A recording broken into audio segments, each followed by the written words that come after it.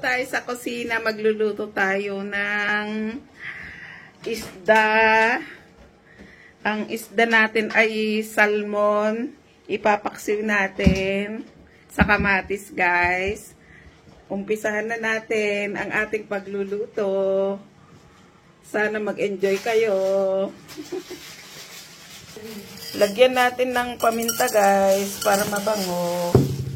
Lagay natin ang ating sibuyas, ang bawang, ang sili, kamatis, guys. Lagyan natin ng luya.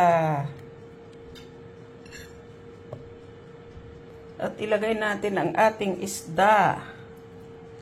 Yan. Ang salmon. So, guys. Lagyan natin ng asin, guys, para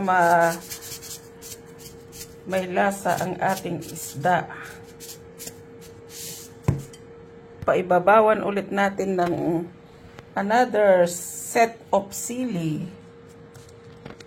Tsaka lagyan natin ng suka, guys. Yung ginamit ko pala, guys, na suka, yung malt vinegar. Ayan, guys, oh. Yan.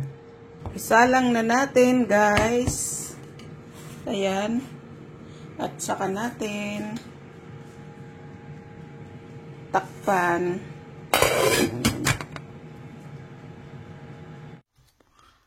Alas 12:30, guys. Lalabas tayo, kasama natin ang happy family. Tara na, guys. Check na natin, guys. Ayan. Malapit nang maluto ang ating masarap na isda. Oh, wow.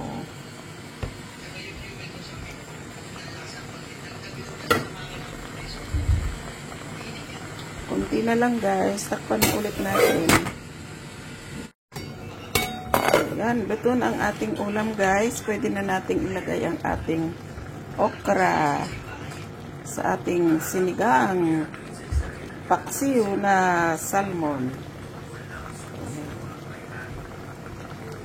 Takpan natin, guys, para maluto yung ating okra. So, ayan. Luto na, guys. Pwede na tayong kumain. Ayan ang ating napakasarap na salmon paksiw.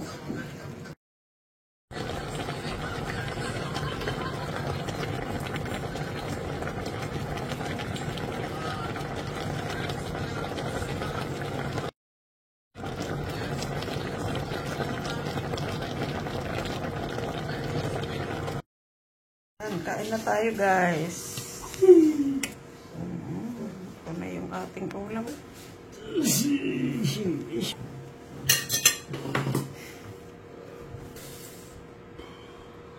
Well, kain na tayo, guys, ng ating paksiw na salmon.